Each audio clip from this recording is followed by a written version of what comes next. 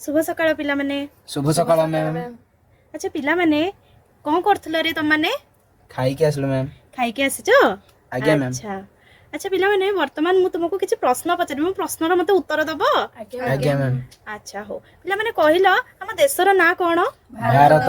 भारत वर्ष नुह? अच्छा भारत वर्ष को अच्छा को माने शासन करथिले जानिचो? राजा माने। राजा माने शासन करथिले? आज्ञा। अच्छा अच्छा मते कहिलो भारत वर्ष को शासन करथवा केतण राजांकर नाम? चंद्रगुप्त अशोक। अच्छा अच्छा मते कहिला आउ को राजा? अकबर। अकबर। अच्छा हो ठीक अछि पिला माने। अच्छा मु तुम पई गोटे एबे चित्र आनिची चित्र देखिबो? आज्ञा। अच्छा देखिलो ई चित्र रे तुमे काहा को देखुचो? पृथ्वीराज चौहान। ई की? पृथ्वीराज चौहान। पृथ्वीराज चौहान। अच्छा अच्छा पृथ्वीराज चौहान को राजवंशर राजा थिले रे? चौहान वंशर। चौहान राजवंशर राजा थिले। अच्छा से भारत को केबे शासन करथिले? द्वादश शताब्दी रे पृथ्वीराज चौहान भारत को शासन करुथिले। तो सेही द्वादश शताब्दी जो आमे कहूचे सी हेला हमर मध्ययुगीय आमर इतिहास आ सेही मध्ययुगीय इतिहास रे अनेक राजवंश आम भारत वर्ष को शासन करिसंती। तो आज आमे तुम इतिहास बहिर सेमिति किछि राजवंश विषय रे आलोचना करिबा। पिला माने आज आमे तुम सप्तम श्रेणी इतिहास बहिर नूतन शक्तिर अभ्युत्थान प्रसंगर प्रतिहार और चोल वंश उपरे आलोचना करिबा। तमे जानिଛ भारतर राजनैतिक पृष्ठभूमि रे अष्टम शताब्दी रु आरंभ करिके द्वादश शताब्दी मध्य रे अनेक राजवंशर राजा मानकर उत्थान होइतला ओ सेथि मध्यरु जो राजवंश सब सृष्टि होइतला तांको मध्यरु प्रतिहार वंश, चोल वंश, पांड्य वंश, होयसाल वंश और जादव वंशर राजा माने थिले अन्यतम। आ ए समय रे प्रतिहार माने मो भारत वर्षर उत्तर भाग रे शासन करुथबा बेले दक्षिण भारत रे चोल, पांड्य, होयसाल एवं जादव वंशर राजा माने शासन करुथिले। दक्षिण भारत माने तुमे माने जानि पारुछो को सब अंचल? को सब राज्य दक्षिण भारत रे? तमिलनाडु, आंध्र प्रदेश, भेरी गुड ए सब हमर दक्षिण भारत रे सेही सब राज्य गुडी करे चोल, पांड्य, होयसाल और जादव वंशर शासक माने शासन करुथिले। तो प्रथमे आमे देखिबा हमर प्रतिहार राजवंश बा प्रतिहार वंश। किछ एडा काहर मानचित्र मते कहइबो? भारत वर्षर मानचित्र। ई भारत वर्षर मानचित्र रे देखो एठी माटिया रंगर किछि अंचल को एठी देखा जाईची बुझेला। ई माटिया कलर जो माटिया रंगर जो सब अंचल तुमे देखुचो ये हेला प्रतिहार वंशर साम्राज्य। प्रतिहार वंशर राजा माने ई सब अंचल रे शासन करुथिले। बुझि पारलो? प्रतिहार रो अर्थ कोन जानिचो? प्रतिहार रो अर्थ हेला जगुआणी। काहेकि हमको जगुआणी बोली कुआ होतला? कारण सेही समय रे उत्तर और पश्चिम गिरिपथ देकी भारत मध्य को बहुत कण वैदेशिक बा बाहर शत्रु सब आक्रमण करुथिले। आ सेही गिरिपथ को ए प्रतिहार माने जगुथिबा हेतु एमानंकु कोन कुहा जाय? प्रतिहार एपरि नामकरण हे अछि। बुझि पारलो?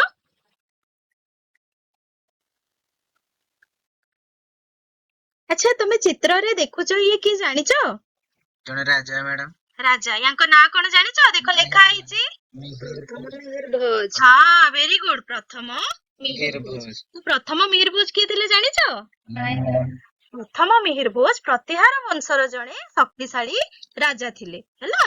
आ से 840 ख्रीष्टाब्द रे सिंहासन आरोहण करिथिले।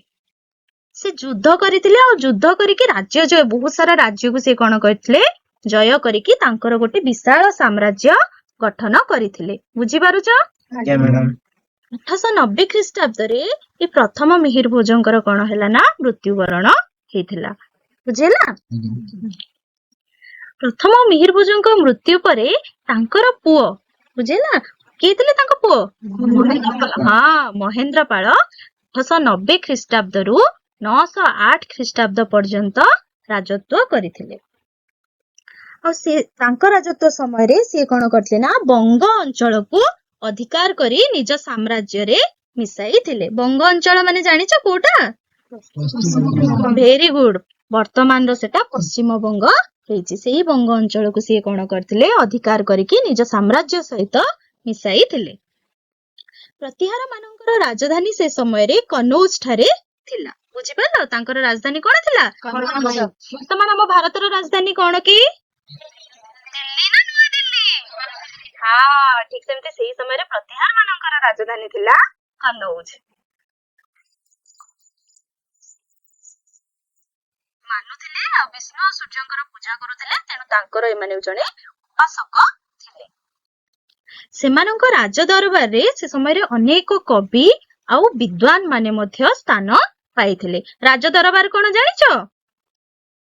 ଯୋଉଠି ରାଜା ମାନେ ବସନ୍ତି। ରାଜା ମାନେ ବସନ୍ତି। ଆଚ୍ଛା, ରାଜା ମାନେ ବସିକି କଣ କରନ୍ତି ରେ? ସଭା ଆୟୋଜନ କରନ୍ତି। ସଭା ଆୟୋଜନ କରନ୍ତି। ସେ ସଭାରେ ଅନେକ ପ୍ରକାର କାର୍ଯ୍ୟ ବା ବହୁ ନିଷ୍ପତ୍ତି ସେମାନେ ଗ୍ରହଣ କରନ୍ତି। ରାଜ୍ୟ ଶାସନ ଉପରେ ହେଲା, ନ୍ୟାୟ ବ୍ୟବସ୍ଥା ଉପରେ ହେଲା, ତା ଉପରେ ସେଠି ଆଲୋଚନା କରନ୍ତି। ଆଉ ସେଇ ସମୟରେ ତାଙ୍କ ସେ ରାଜ ଦରବାରରେ କଣ ଅନେକ କବି ଆଉ ବିଦ୍ୱାନ ମାନେ ମଧ୍ୟ ସେ ରାଜସଭାରେ ଉପସ୍ଥିତ ରହୁଥିଲେ ଆଉ ସେମାନଙ୍କୁ ସେଠି ସ୍ଥାନ ଦିଆଯାଇଥିଲା। ଆଉ ସେଇ ଯୋଉ ବିଦ୍ୱାନ ଆଉ କବିଙ୍କ ମଧ୍ୟରୁ ରାଜଶେଖର ଥିଲେ କଣ ବହୁତ ଖାସ ଲୋକ। ବୁଝିପାରୁଛ? ନେକ୍ସଟ ଆମେ ଦେଖିବା ଆମର ଚୋଳ ବଂଶ। ତମେ ଏଠି ଦେଖୁଥିବ। ଆଚ୍ଛା ମତେ ଏଇଟା କହିଲ, ଏଇଟା କାହାର ମାନଚିତ୍ର ଦେଖୁଛ? କଣ ଦେଖୁଛ ରେ ଶ୍ରୀଜଲତା କହିଲ? ଭାରତ ମାନଚିତ୍ରର ଅଧା ଦେଖାଯାଉଛି। ଭାରତ ମାନଚିତ୍ରର ଅଧା ଦେଖୁଛ। ଆଚ୍ଛା କୋଉ ଭାଗ ଦେଖୁଛ ଭାରତ ମାନଚିତ୍ରର? ଭବାନୀ କହିଲ କୋଉ ମାନଚିତ୍ରରେ ତମେ ଭାରତର କୋଉ ଅଂଶକୁ ଦେଖୁଛ? ଦକ୍ଷିଣ ଭାରତକୁ ଦେଖୁଛ। ବୁଝିଲା? ତ ଏଇ ଯୋଉ ଦକ୍ଷିଣ ଭାରତରେ ଏଠି ଦେଖୁଛ ନୀଳ ରଙ୍ଗର କିଛି ଅଞ୍ଚଳ ଦେଖିପାରୁଛ? ଆଜ୍ଞା ମ୍ୟାଡାମ। ନୀଳ ରଙ୍ଗର ଅଞ୍ଚଳ ଯୋଉ ଦେଖୁଛ ଇଏ ଥିଲା ଆମର ଚୋଳ ରାଜବଂଶମାନଙ୍କର ସାମ୍ରାଜ୍ୟ। ବୁଝିହେଲା? ଆଉ କଣ ଦେଖୁଛ ଏଇଥିରେ? ହରିପ୍ରିୟା କହିଲ ଆଉ କଣ ଦେଖୁଛ? ମ୍ୟାମ୍ ଗୋଲାପୀ ରଙ୍ଗର କିଛି ଅଂଶ ଆମେ ଦେଖୁଛୁ। ଗୋଲାପୀ ରଙ୍ଗର କିଛି ଅଂଶ ମଧ୍ୟ ଏଥିରେ ଦେଖୁଛ, ହଁ ନା ନାଇଁ? ଆଚ୍ଛା ଏଇ ଗୋଲାପୀ ରଙ୍ଗର ଯୋଉ ଅଂଶ ତମେ ଦେଖୁଛ, ଏଇ ଅଞ୍ଚଳ କଣ ଥିଲା? ଚୋଳ ମାନଙ୍କର ଯୋଉ ତାଙ୍କର ନୀତି ନିୟମ ଥିଲା, ଆଦର୍ଶ ଥିଲା, ତାକୁ ଏମାନେ ସବୁ କଣ କରୁଥିଲେ ନା ଅନୁସରଣ କରୁଥିଲେ। ଚୋଳ ମାନଙ୍କର ପ୍ରଭାବ ଏଇ ସବୁ ଅଞ୍ଚଳରେ ମଧ୍ୟ ପଡୁଥିଲା। ବୁଝିପାରିଲ? ଆଉ କଣ ଦେଖୁଛ? ସ୍ୱାଗତିକା କହିଲ ଆଉ କଣ ଦେଖୁଛ? ଗୁଜରାଟ ଦେଖୁଛୁ। ଗୁଜରାଟ ଦେଖୁଛ। ଆଚ୍ଛା ଆଉ କଣ ଦେଖୁଛ? ଦେଖିଲ ଆଉ କୋଉ ରଙ୍ଗର କଣ ଦେଖିପାରୁଛ କେ? ହଁ ନୀଳ ରଙ୍ଗର ଗୋଟେ ଗାର ଅଛି, ହଁ ନା ନାଇଁ? ଏଇ ଗୋଟେ କଣ ଜାଣିଛ? ଇଏ ଗୋଟେ ସମୁଦ୍ରର ପଥ। ବୁଝିହେଲା? ଆଉ ଏଇ ସମୁଦ୍ର ପଥ ମାଧ୍ୟମରେ ଚୋଳ ରାଜବଂଶର ରାଜା ମାନେ କଣ କରୁଥିଲେ ନା ତାଙ୍କର ବ୍ୟବସାୟ ବାଣିଜ୍ୟ କରୁଥିଲେ। ବୁଝିପାରିଲ? ବର୍ତ୍ତମାନ ଆମେ ଚୋଳ ବଂଶ ବିଷୟରେ ବିସ୍ତୃତରେ ଆଲୋଚନା କରିବା ନା ନାଇଁ? ଆଜ୍ଞା ମ୍ୟାଡାମ।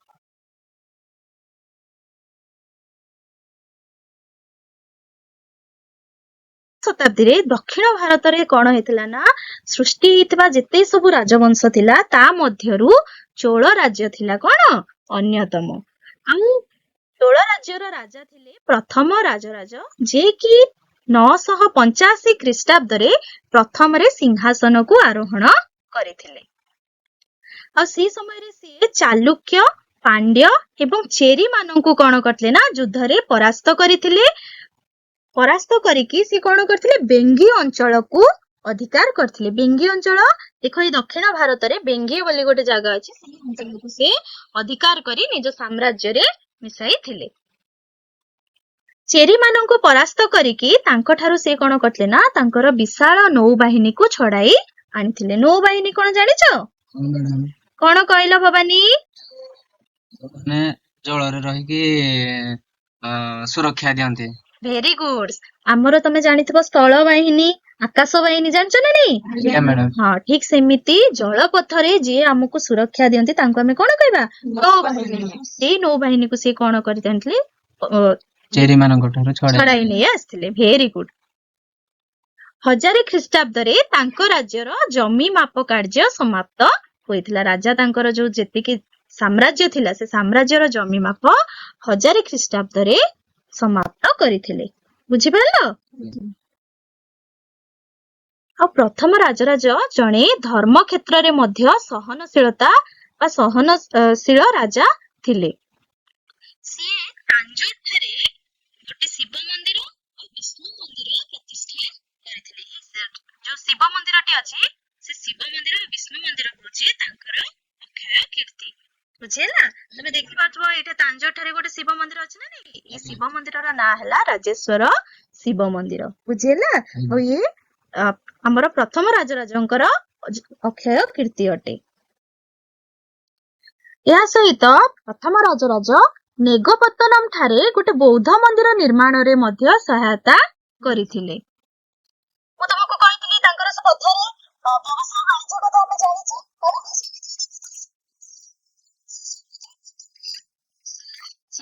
ମୂଲ୍ୟବାନ ପଥର, କାପ୍ରାସ ବସ୍ତ୍ର ଆଦି ପଶ୍ଚିମ ଏସିଆକୁ ପଠାଇ ଅର୍ଥ ଉପାର୍ଜନ ମଧ୍ୟ କରି ନିଜ ରାଜ୍ୟକୁ ସେ କଣ କରିଥିଲେ? ସମୃଦ୍ଧ କରିଥିଲେ।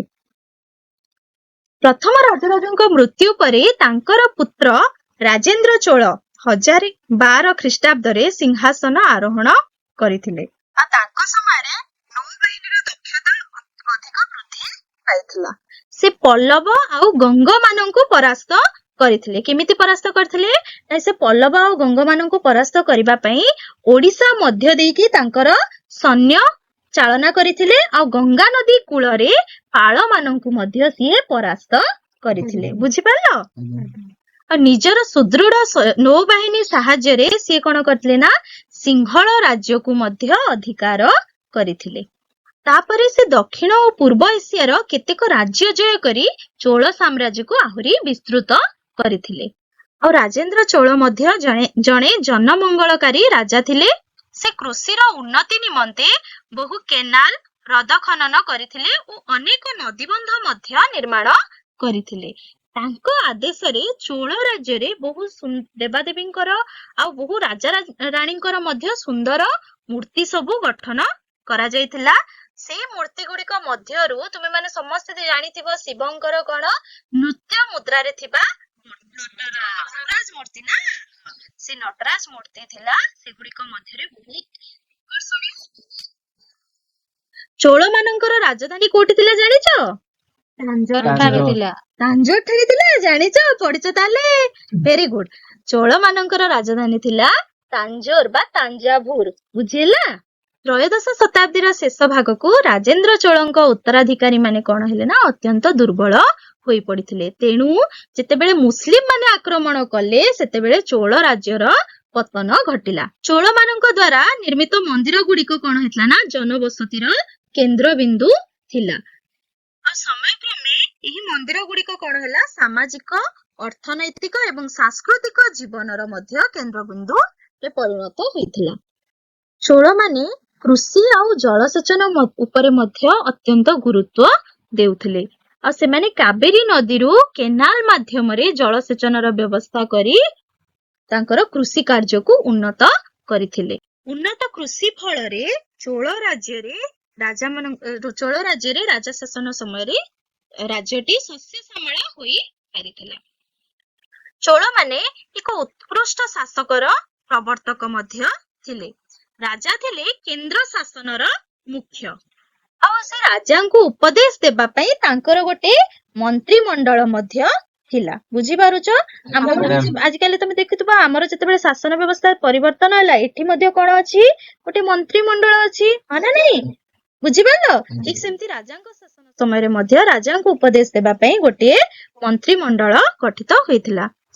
ଯୁଦ୍ଧ, ରାଜସ୍ୱ ଆଦାୟ, ନ୍ୟାୟ ପ୍ରଦାନ ଆଦି କେନ୍ଦ୍ରୀୟ ଶାସନର ପରିସରଭୁକ୍ତ ଥିଲା। କୃଷକ ତାଙ୍କର ସମୟରେ ଯୋଉ କୃଷକ ମାନ ଥିଲେ ସେ କୃଷକ ମାନଙ୍କୁ ନେଇକି ଗୋଟିଏ ଗ୍ରାମ ଗଠନ ହେଇଥିଲା। ସେ ଗ୍ରାମକୁ କଣ କୁହାଯାଉଥିଲା? ଉର ବୋଲି କୁହାଯାଉଥିଲା। ବୁଝିପାରିଲ?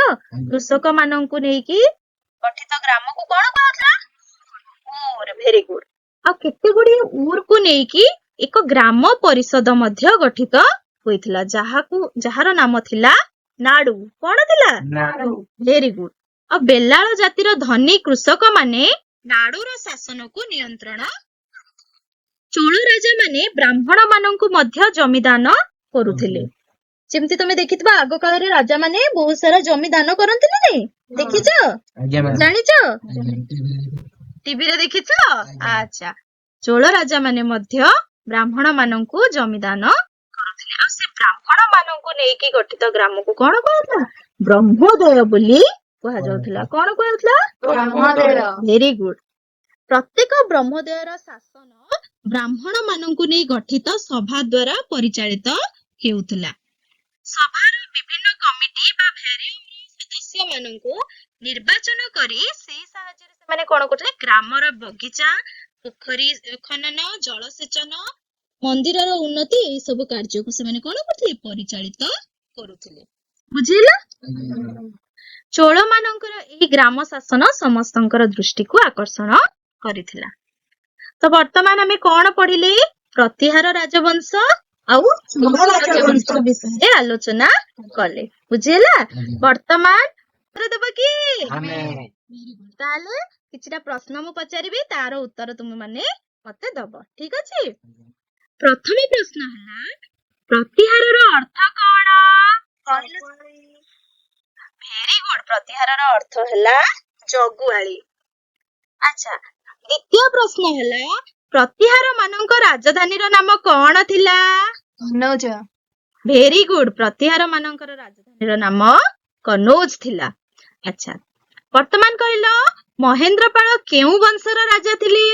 ମ୍ୟାଡାମ ପ୍ରତିହାର ବଂଶର ରାଜା ଥିଲେ। Very good. ମହେନ୍ଦ୍ରପାଳ ପ୍ରତିହାର ବଂଶର ରାଜା ଥିଲେ। ଆଚ୍ଛା, ଏବେ କହିଲ, ଚୋଳ ମାନଙ୍କର ରାଜଧାନୀ କଣ ଥିଲା? ତାଞ୍ଜୋର। Very good. ଚୋଳ ମାନଙ୍କର ରାଜଧାନୀ ଥିଲା ତାଞ୍ଜୋର। ଆଚ୍ଛା, ତାଞ୍ଜୋରକୁ ଆଉ କଣ କୁହାଯାଉଥିଲା ରେ? Very good. ତାଞ୍ଜୋରକୁ ତାଞ୍ଜାଭୁର ମଧ୍ୟ କୁହାଯାଉଥିଲା।